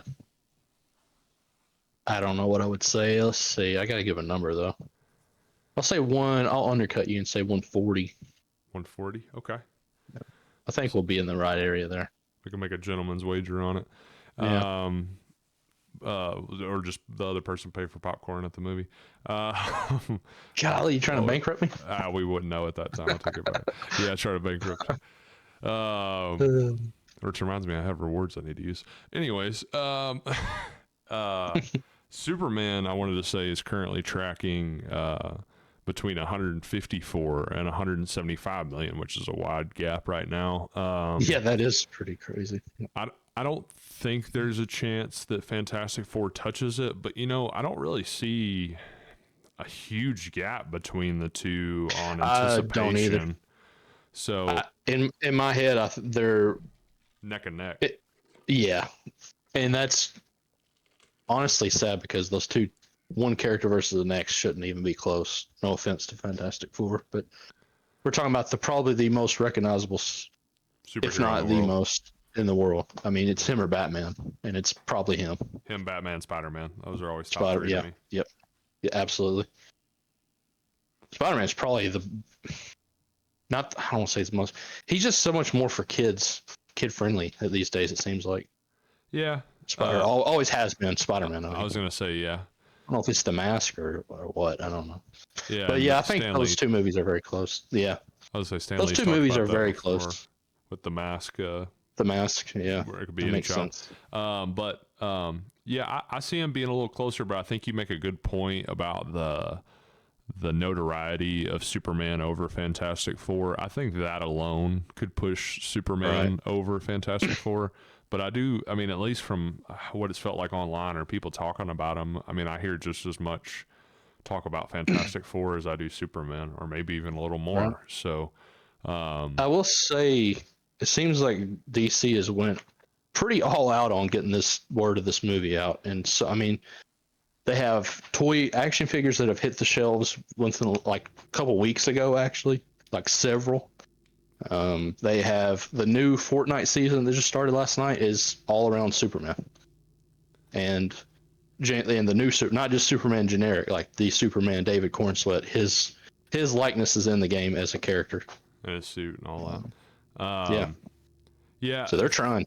from what I've understood, the way that the James Gunn at least talked about it a while back was that it's all or nothing with this movie, and that the future of DC and him under like DC being under him kind of rides on this movie. Like whether that's Yeah. true or not, I don't know, but he's acted like if this movie fails, I which find I that don't hard to see it believe. doing. Yeah, I don't see it failing, and I don't see what he said being true. But I appreciate him saying that, I guess. Yeah, But I mean I that's could been see. years I mean, I back. could see that. That's been probably 2 years back, or when it was first announced that he was talking about it, like the way that he had everything sequenced. That a lot rides on this movie. It's good to have a plan because they hadn't had one in a long time. Yeah, a lot Let's put of it that way. franchises having that issue. But yeah, I see them being kind of neck and neck. But you make a good point about Superman's IP, and I think that would push it over the top for me. And they haven't gone on pre-sales yet, I don't believe, which is kind of funny that Fantastic Four comes after and it's already done pre-sales. But And Rebirth, Jurassic Park, I just got a notification they are on pre-sale. They only come out 1 week earlier, so that's. I guess maybe next week we'll be hitting the Superman pre-sales. yeah, and we'll kind of get a good I don't taste know. on how it'll be doing based off that. And I'm interested to see the Jurassic Park pre-sales as well. my last question for you on the topic, comparing the two a little bit, could a good performance for Superman, do you think that could help boost the Fantastic Four box office? Oh yeah, no doubt. I feel like that's. Yeah, I think so. Yeah. I think so. I mean, how could it not? Yeah, I would agree. I mean, bring the hype back to the Superman or the superhero genre, excuse me. And, yeah, because people are pretty low on it right now, for sure. And just summer movie hype as well. Just another, something to follow up to say, hey, let's go back, and this could be great too. And which one's going to be better? I almost see them. They don't come out the same week. I think originally they were supposed to, but I could see it having like some rollover and excitement. And maybe, people that haven't gotten around to see Superman by the second or third weekend. Yeah, they'll see that and be like, see both. Check it out. Yeah. Absolutely. Or vice versa. They're like somebody who wasn't planning on seeing Fantastic Four, they go see Superman maybe middle of July and they're like, wow, that was awesome. It's like, maybe we should go see the Fantastic, but maybe they don't even know that the two are not in the same, company. Yeah. Like not everybody thinks the way that, you and I or other people do. They don't know that one's Marvel, one's DC. They don't even know those things exist. So maybe they just see Superman and like it and think, well, let's go see the other superhero movie. Yeah, it turns They're out not to be connected, really good but we too. don't know that. And like I said, there could be a comparison. Which one do you like more? Sure, it's fun. And getting out to see both. So, and similar to what we talked about for this weekend, like Mission Impossible and Ballerina, kind of having that action stunts sort of. Yeah, feeding off of each other. Yeah. So absolutely. I definitely think it could help boost it. One last thing before we move from Superman is I think it's going to feel so cool to me to see him actually. And this is no shade to Snyder or anyone else, but to see Superman saving people. Yeah. Like in the movie. I feel like we almost never saw that with Henry's Superman. Not saying it's his fault, obviously he doesn't do that part of it, but we saw multiple times in the trailers him saving people and not just fighting bad guys constantly. Well, and being so I thought that's cool. Optimistic and hopeful and joyful, which is missing from a lot of movies in general nowadays, but also even just like I love Man of Steel, but it's it has some hope to it, and even on the does, but also in Superman like Returns, even it's kind of like a down and out, and Superman's at like kind of the end. Just a lot of the last few iterations of Superman not really capturing that like the Christopher Reeves did, and I think this one seems to with that vibe, and also just Lex Luthor is one of my favorites as well. Shout out bald community, and Nicholas Hoult committing to going bald for that role, but I think he'll do a great job. It's just everything that I've seen just interests me, but it's more of like just hurry up and come out, and I'm just ready to see it. Please, yeah, I can't. That's what I told you. I'm going to be at the beach, but I will be seeing. If my wife and child want to stay in the room that night, that's fine. I'm not going to make them go, but I'm going to be seeing that movie. Yeah, definitely my most anticipated, maybe even just of the year. I'd have to sit down and look at the rest of the year. My daughter wants to go see it, and that's something else. Another thing before we move on is him adding crypto. just yeah, brings in a whole nother genre of yeah, of an audience. viewers, Yeah, kids. I whole mean, different kids. Like, demographic. how many kids are going to see that on the trailer and be like, I want to go see that too, or blah blah Or blah. just see the robot, like the The handyman robot, yeah, robot that he has. absolutely. Yeah.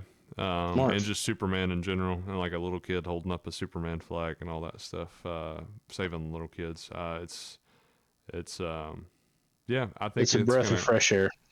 it definitely will grab a lot of different demographics.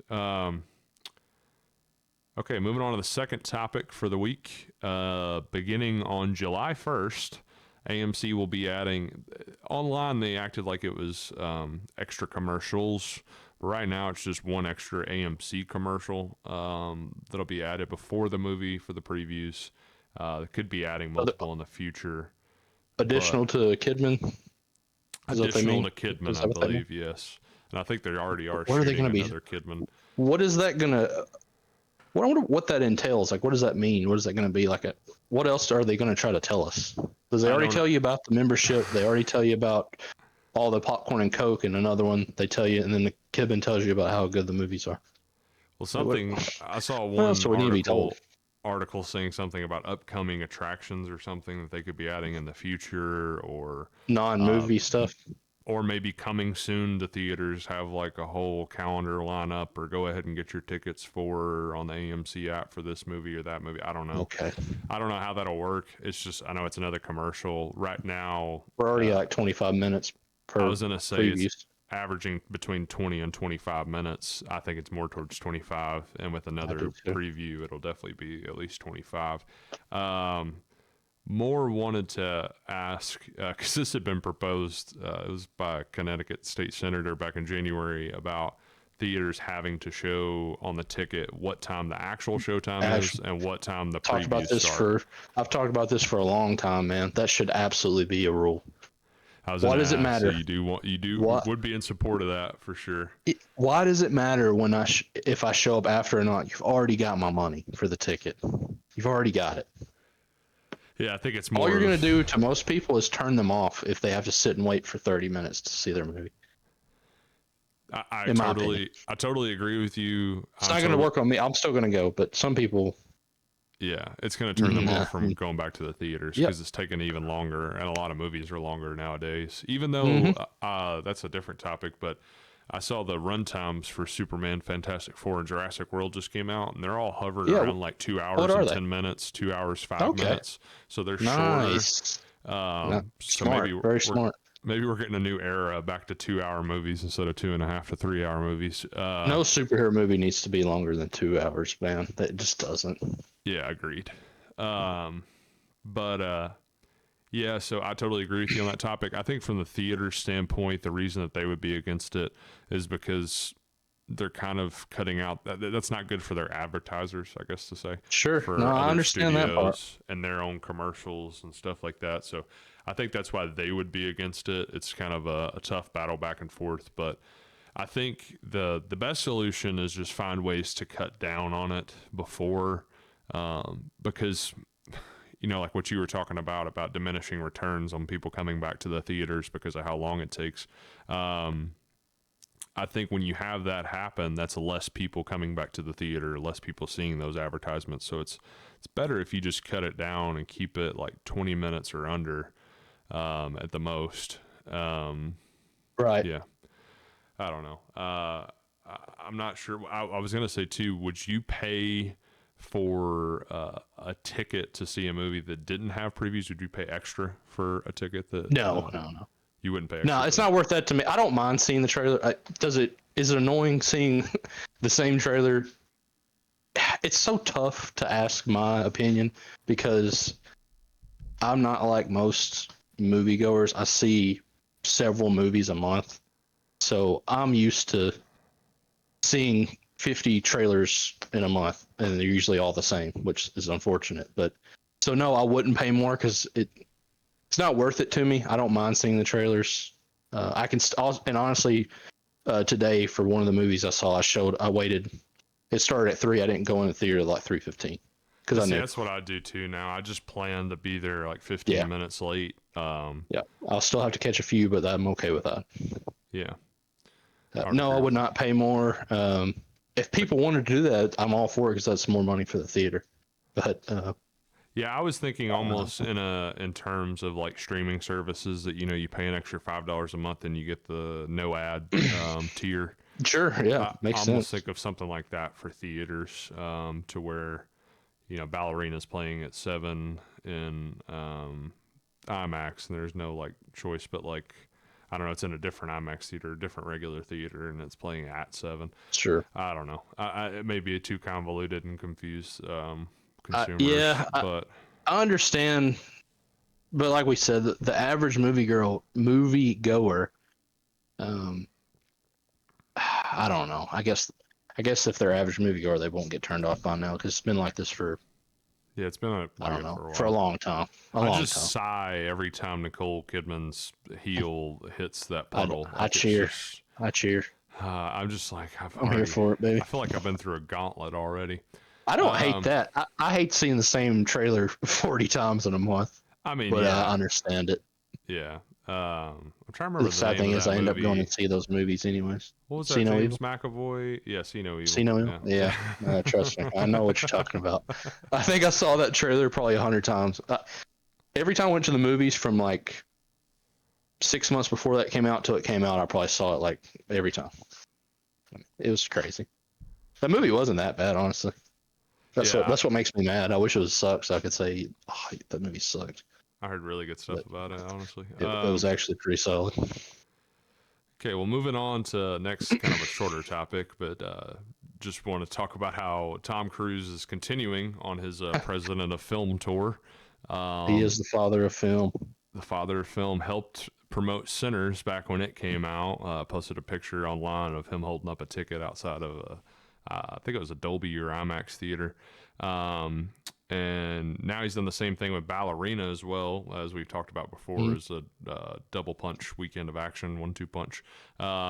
He has helped promote it as a double feature and just promoting the film in general. Also shouting out the Godzilla Minus One director, saying that he had a lot of Great influence movie. on him, and said that just knocked it out of the park, perfect film, all that It stuff. was a So very good film. Please doing go a oh see that yeah, movie. Well, yeah, you can't see it in theaters anymore, but consume that movie however you can legally. yeah, yeah, great movie. Not talked about enough still, but Really not at um, all. one of the best, if Should be. not the best, Godzilla movies ever. I would say. It's the best in my opinion. Yeah, I'd probably agree with you on that.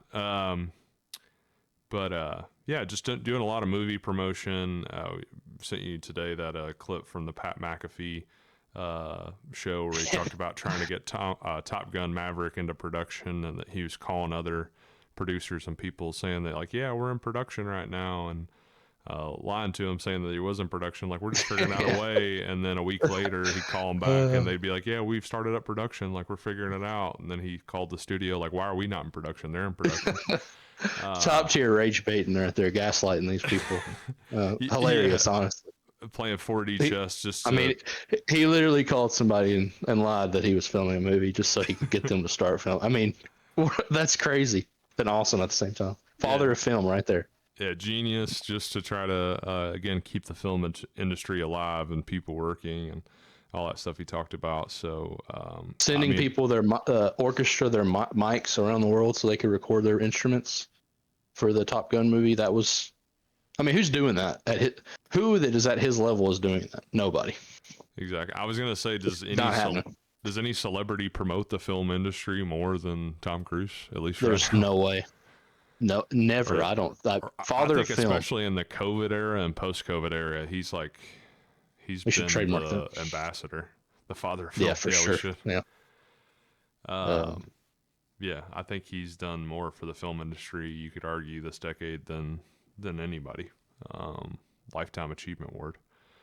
But yeah, I think it's been awesome to see him in that role. Whatever you think about Tom Cruise personally or whatever, just him again Sure. being that He has his ambassador for issues. I'm movies. sure it's been well documented. But Yeah, between as far the as film go, man, between the Mission Nobody does Impossible more. films and Top Gun Maverick, like he's keeping movies in theaters to help out at the box office, and like I said, also shouting out movies that he had nothing to do with. Right. He has nothing to gain, but I mean, he does, I guess, in the long run. But he's not doing it for personal gain. He's Yeah, doing I it say for the film industry. even if it's just for PR, again, no other celebrity is doing anything like Nope. that. So None of it's them would just do it awesome. without getting paid. I guarantee you that. Yeah. So No offense to them. it's been awesome to see him be in that role. Kind of. I hope that, like I said, tour continues, as well as Timothy Chalamet's tour of whatever he's been doing Whatever recently. he's Whatever he's up to something that else. entertains. He doesn't stop. I'll give him that. Yeah. I want to talk about too that burning parachute video that came out recently on Oh my goodness, yes. Top Gun, Mission Impossible: Final Reckoning as well. That was incredible. Just yeah, how awesome of a theater experience that was. But okay, moving on to our second to last topic, the finalists for Clayface for the new movie coming out, which I think is supposed to premiere pretty soon, like maybe not this Halloween, but the next, or I think maybe Christmas time they were shooting for. But Yeah. trying to get that in production. We've got 4 people that are rumored to be the finalists. Let me just say rumored because you never know. They could go into left field with it. But they've got George McKay, who's famous for his role in 1917, main character in that. Tom Blythe, I believe is how you pronounce it, who's also famous for Hunger Games, Ballad of Songbirds and Snakes, playing the young Snow. And then Leo Woodall was in White Lotus season 2 as an interesting character, nephew of a rich Very uncle. interesting. Very interesting character there. Yeah, and finally, 4th on the list is Jack O'Connell, recently famous for being the antagonist in Sinners. Very famous for that. I think that helps him greatly. Had his breakout role, I want to say, in Unbroken was probably his breakout role. Yeah, for sure. That's a good movie. Best-selling book, yeah, good movie. So I just want to ask out of those 4 to the audience, but also to you, Seth, on which one of those actors do you think would best pull off the Clayface character? So I don't know how they're gonna go in the movie, but his original origin is he was like a failed actor. They said they're going with the somewhat Batman animated series kind of origin, is what I've seen from the director. I don't remember that one. Well, that's the same thing, I believe. I think there was a different origin, and then there's the actor origin.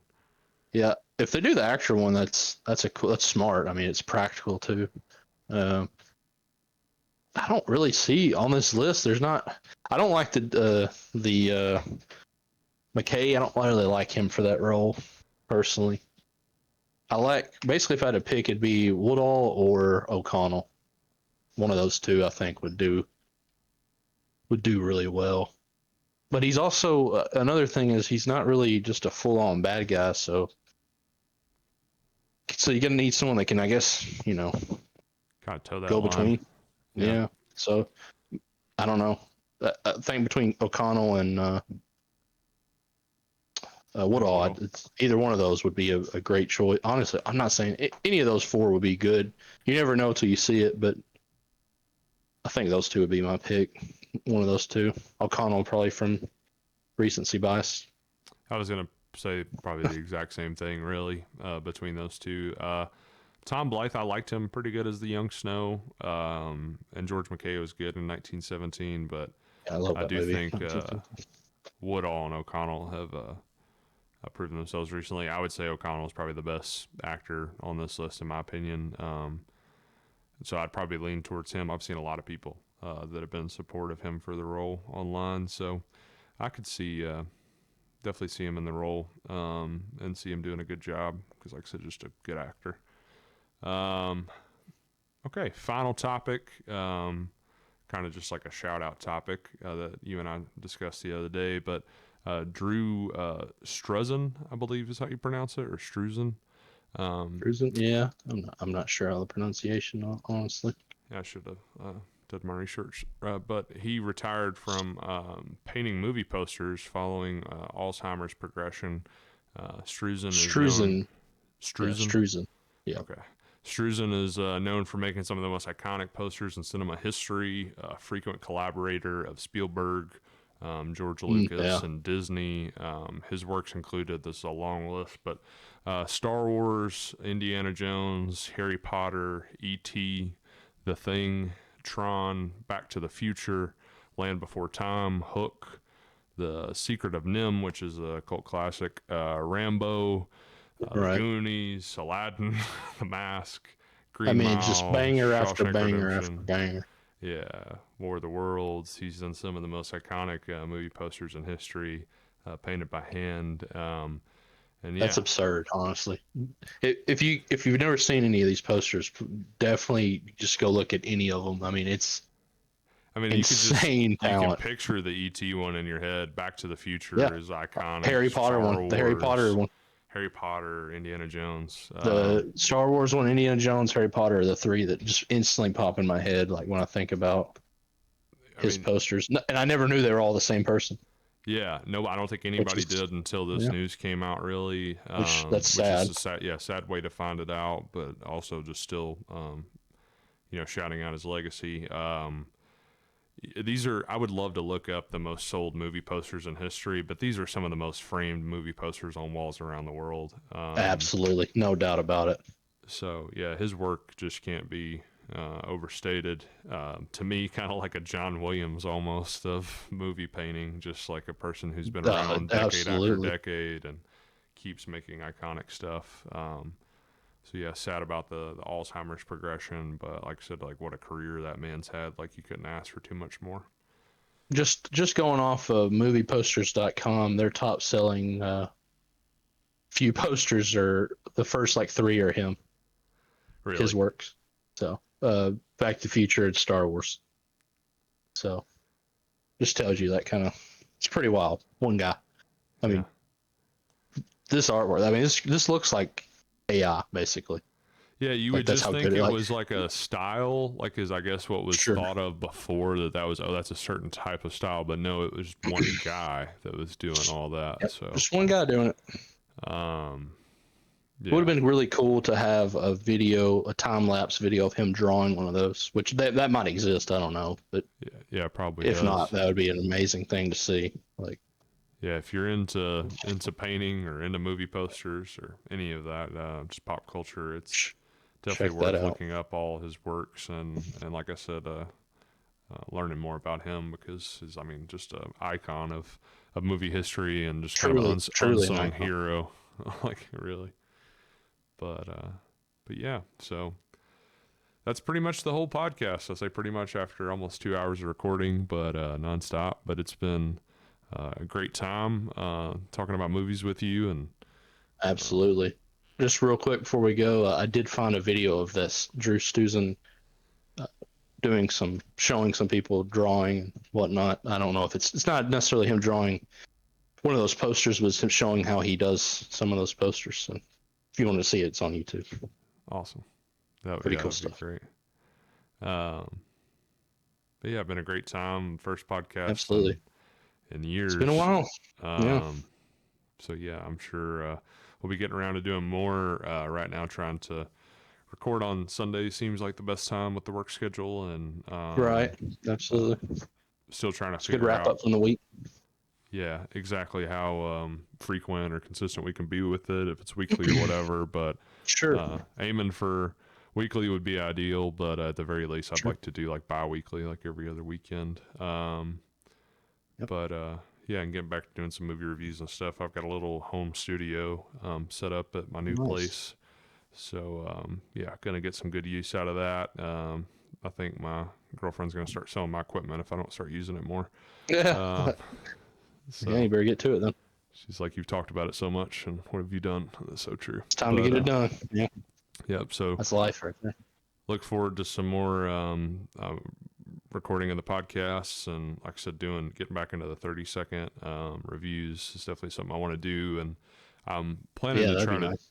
try to do like a deep dive article, maybe once a week or again every other week, just how much I can do. But just kind of like breaking down into movies more, a certain movie, something like a Sinners would definitely deserve something like that. But just go ad nauseum a little bit more about a certain movie, or do that in Sure. Yeah. podcast form, something. But trying to make it Be fun. easy to do on some. Yeah, trying to make it fun, but also, of course, still have that get across that passion for movies that we have, and just Movies. rambling Yep. about them, and Absolutely. try to include the audience, you guys listening, as much as possible. Want to do some box office predictions in the future, maybe have like prizes or stuff over time for Yeah. people guessing closest to that, or Yeah, uh, that'd be fun. we've talked about doing like elevator pitches on original ideas for movies, or taking other IP, or a lot of stuff. Yeah, redoing it. Yep. Yeah, a lot of stuff that would love to do, and want to get around to doing here soon. So hopefully we can at least provide some of that for you guys and get more into this. I mean, this is honestly the dream for me, and I know Seth too. Just talking about movies Oh yeah. is a dream, Love it. and we've always loved to do it. I mean, we've been doing it for, I don't know, 13 years now, Yeah. 12, At 13 least years. seems somewhere in that age or range. Yeah, like a lifetime ago. But one of the things to stay Yeah. consistent is loving Movies. movies, and Yep. yeah, still loving to talk about them. So we appreciate all you guys for listening. If you made it to the end, then you deserve some type of a reward yourself. I can not even talk anymore. Yeah. That's how long I've been rambling.